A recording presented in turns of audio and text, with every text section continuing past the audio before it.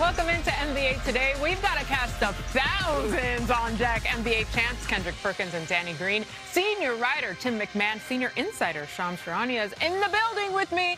I'm Jay Acosta-Ruiz, in for Malika Andrews. We finally arrived, guys. It is here. The postseason basketball is upon us. Let's go. Perk, you have had some high praise for Adam Silver and one particular addition. Yeah, absolutely. The best thing he's ever done is the addition of the play-in tournament. It's been the best thing since I was introduced to food. Like I said, high praise. So let's get right to it. We're starting out in Charlotte, where the Heat and Hornets will square off with the stakes all the way up.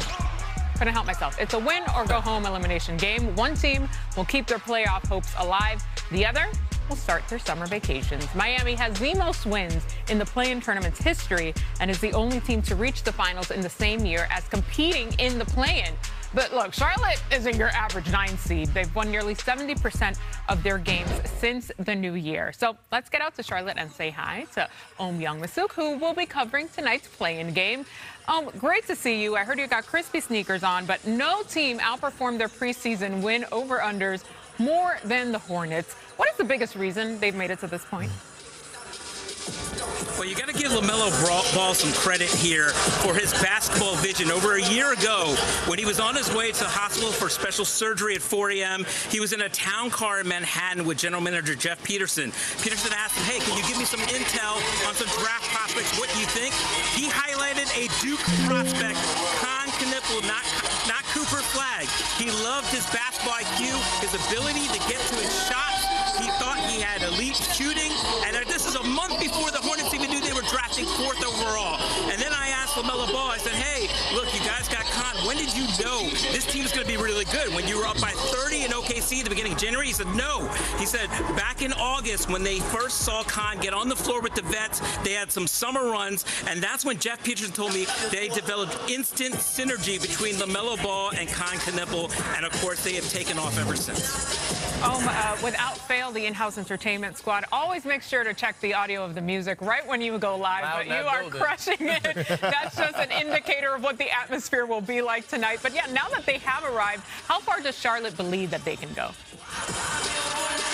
Oh, Charlotte definitely has the belief. They have been one of the hottest teams since January 2nd, since that win against Oklahoma City. But really, look, they're looking to create some noise. Kobe White told me, look, we're changing the narrative here. There's a lot of guys in that locker room that didn't like what sports pundits around the country were saying about them, and we're showing to people how serious Hornets basketball is. Miles Bridges told me last year when the Pacers made it to Game 7, he texted LaMelo Ball and Brandon Miller and said, why not us? Why can't that be us? They're looking to make a run and end the longest playoff drive in the NBA. But first, they have to get out of the play-in, and that starts tonight against the masters of the play-in, the Miami Heat and Eric Spoelstra, who know how to get this. They've done it 3 consecutive play-ins. I mean, are you not entertained? Let's go.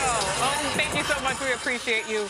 Keep us honest here. All right, these Hornets have been can't-miss TV this year because when they are on, they are on. Charlotte has a plus 18.2-point differential and wins the highest by any team in a season in NBA history. You know, just a casual slate, pretty gentlemen.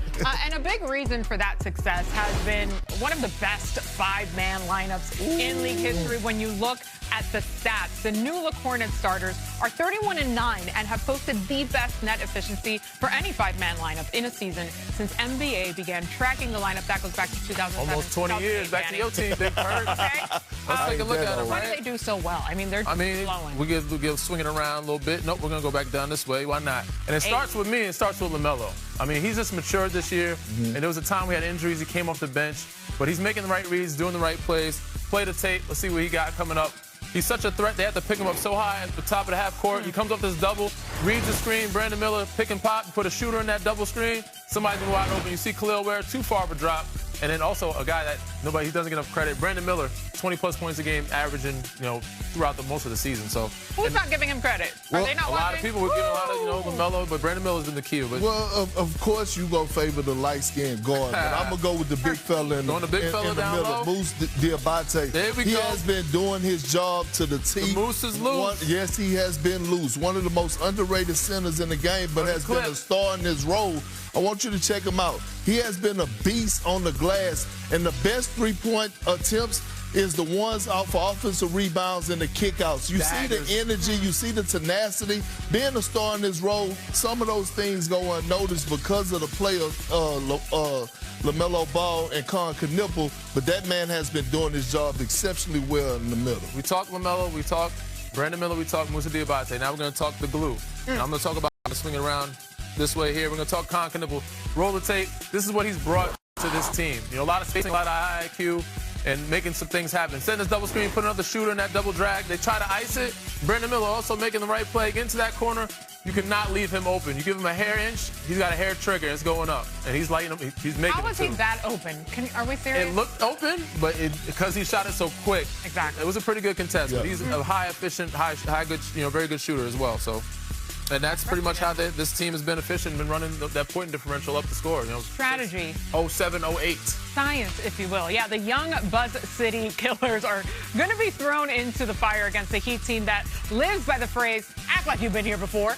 Just check out the difference in playoff experience between the top 7 scorers on Playing each Kings. team. The Heat have 278 games of playoff experience, while the Hornets, 0. So in a single elimination game where the difference in experience is so one-sided, Tim, do you think LaMelo Ball and the Hornets are ready? Listen, I don't want to sit here in history class. This ain't about what happened in the past. By the way, LaMelo's playing experience ain't pretty either. But let's talk about the present. Let's talk about a team that was 12 games under 500 in late January. It's 28-10 since then. Only the Spurs have fewer losses in that time. Only Spurs have a better net rating in that time than these Buzz City Killers. And by the way, Miami limped to the finish line of the regular season. That defense has been an absolute disaster, including giving up 136 to LaMelo Ball and company their last trip to Charlotte. So, yeah, I do think that the Hornets are ready for this challenge. The Hornets have accelerated a lot in Charlotte. I spoke to their general manager, Jeff Peterson, this morning, and he told me it's organic acceleration because you think about what they've done.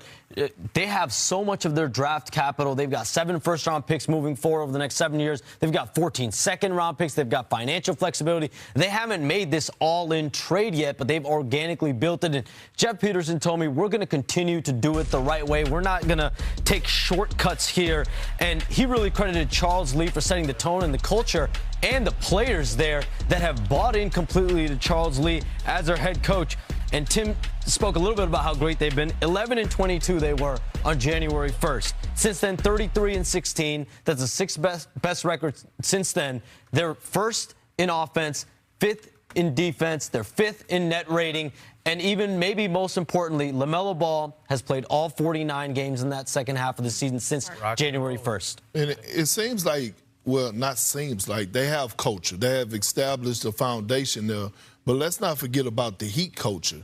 And I get it, right? They call themselves the play-in king, but, you keep playing with that stove, sooner or later you're going to get burned, right? And I'm looking at them, and I'm like, I don't want to sleep on them or disrespect them because, they have a guy in Tyler Hero that could light you up and go for 35 or 40 on any given night, right? You have a Norman Powell who has taken his level of play over the last 2 seasons on the offensive end to another level.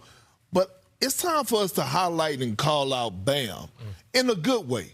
Yeah. Like, I'm ready. This is one of those stages where I'm ready to see if he's ready to dance. And when I say dance, like, can he show the world that I'm a guy that could, in a moment like this, I could be offensively aggressive and go out here and give you a 40-piece. We saw him score 83, but he's only averaging 20 on the season. I think this is a perfect time for Bam to not only show the world, but also show Pat Riley and their exposure to Miami Heat that he can be a reliable franchise guy that they could depend on for the near future. So when you have a stage like this in this beautiful play-in